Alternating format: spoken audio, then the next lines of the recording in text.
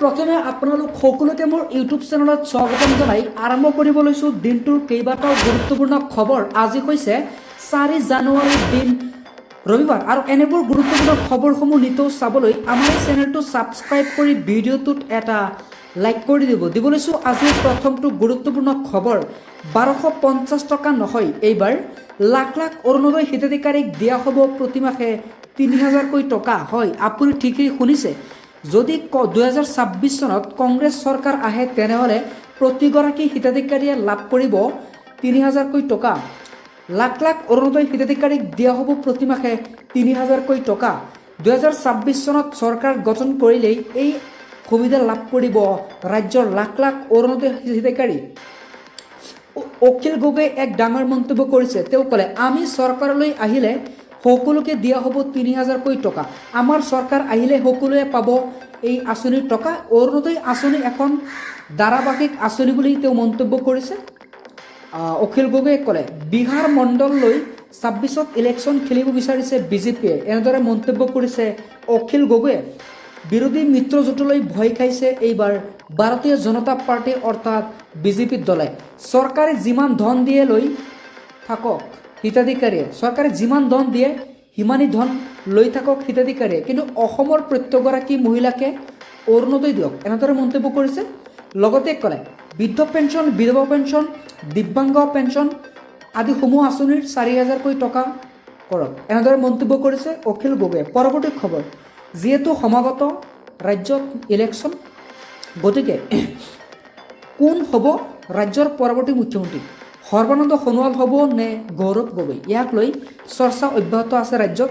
আপুনি কাক বিচাৰে অসমৰ মুখ্যমন্ত্ৰী 2026 চনত? নিশ্চয় কমেণ্ট বক্সত জনাব। হিমন্ত বিশ্ব শৰ্মা, সৰ্বানন্দ সোণোৱাল নে গৌৰৱ গগৈ? এই তিনিগৰাকীৰ ভিতৰত কাক বিচাৰে আপুনি, বা কোন জনতাই কাক বিচাৰে নিশ্চয় কমেণ্টত জনাব। প্ৰকাশ পালে প্ৰথমটো প্ৰাক নিৰ্বাচনৰ দিন। ৰাইজৰ প্ৰথম পচন্দ হিমন্ত বিশ্ব শৰ্মাক পুনৰ মুখ্যমন্ত্ৰী হিচাপে বিচাৰে জনতাই, কিয়নো হিমন্ত বিশ্ব শৰ্মাক জনতা অতি ভাল পায়। 27% লোকে মুখ্যমন্ত্ৰী হিমন্ত বিশ্ব শৰ্মাক বিচাৰে, ইফালে 1% লোকে অতুল বৰাক মুখ্যমন্ত্ৰী হিচাপে বিচাৰে ৰাজ্যত। পৰৱৰ্তী খবৰ, ৰাজ্যত স্তব্ধ নহয় উচ্ছেদ। 12 লাখ বিঘা ভূমিত চলিব পুনৰ উচ্ছেদ অভিযান। ৰাজ্যত কোনো কাৰণতে উচ্ছেদ অভিযান বন্ধ নহয়। এইবাৰ উচ্ছেদক লৈ মুখ্যমন্ত্ৰী হিমন্ত বিশ্ব শৰ্মাই কৰিছে কেইবাটাও ডাঙৰ মন্তব্য। তেওঁ ক'লে, 12 বিঘা ভূমিত চলিব উচ্ছেদ। অসমত বেদখলকাৰী অচিনাকি বিদেশীক ৰেহাই দিয়া নহ'ব। অসমত যিসমূহ বেদখলকাৰী আছে তেওঁলোকক ৰেহাই দিয়া নহ'ব। ধাৰাবাহিকভাৱে চলিয়ে থাকিব উচ্ছেদ অভিযান। ৰাজ্যৰ প্ৰতিখন জিলাতে পৰ্যায়ক্ৰমে চলিব ইভেকশ্যন অৰ্থাৎ উচ্ছেদ অভিযান। গতিকে কোনেও সাৰি নাযাব। সন্দেহজনক লোকক ৰাজ্যৰ পৰা ওলাই দিয়া হ'ব। 12 লাখ বিঘা ভূমি বেদখলকাৰী কৰি আছে। গতিকে 1,60,000 বিঘা ভূমিহে ইতিমধ্যে সম্পূৰ্ণযুক্ত উচ্ছেদমুক্ত কৰা হৈছে। কিন্তু অচিনাক্তি বিদেশীৰ বিৰুদ্ধেও কঠোৰ হৈছে ৰাজ্য চৰকাৰ।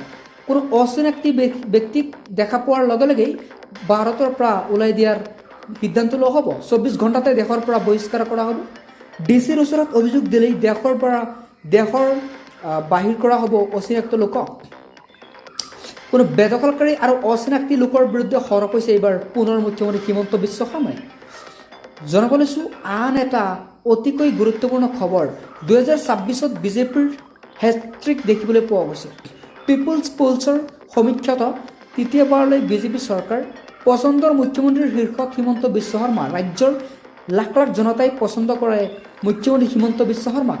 মুখ্যমন্ত্ৰী হিমন্ত বিশ্ব শৰ্মাক পুনৰ মুখ্যমন্ত্ৰী হিচাপে হোৱাটো বিচাৰে একাংশ জনতাই। গতিকে 26ত বিজেপিৰ হেট্ৰিক দেখিবলৈ পোৱা গৈছে। বিজেপি মিত্ৰজোঁটক দিছে 90খন আসন। হয়, আপুনি ঠিকেই শুনিছে, 90খন আসন দিছে বিজেপি মিত্ৰজোঁটক।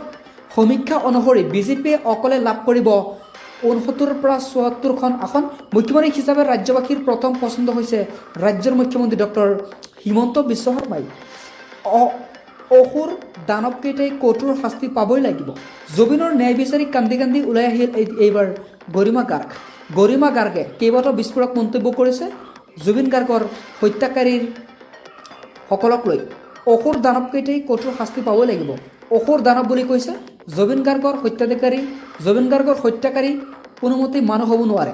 শ্যামকানু সিদ্ধাৰ্থ শেখৰ অমৃত প্ৰভাৱ সকলো দোষী সকলো দোষী তেওঁলোকে দোষী গতিকে তেওঁৰ শাস্তি আমি দিবই লাগিব এই অসুৰ দানৱকেইটাক মানুহ বুলি নকওঁ তেওঁ ক'লে গৰিমা গাৰ্গে ক'লে কামৰূপ সত্ৰ ন্যায়াধীশ আদালতৰ পৰা ওলাই আহি ক'লে যে অসুৰ এইকেইটা চব অসুৰ তেওঁলোকে মানুহ নহয় আমাৰ ন্যায় লাগিবই জুবিন গাৰ্গ আমাৰ সকলোৱে আৱেগ আছিল আমাৰ প্ৰাণৰ আছিল এনেদৰে মন্তব্য কৰি শুকাই কান্দি কান্দি এনেদৰে মন্তব্য কৰিছে অসুৰ দানৱে কঠোৰতকৈ কঠোৰ শাস্তি পাবই লাগিব এইবাৰ গৰিমা গাৰ্গে কেইবাটাও বিস্ফোৰক মন্তব্য কৰিছে এনেধৰণৰ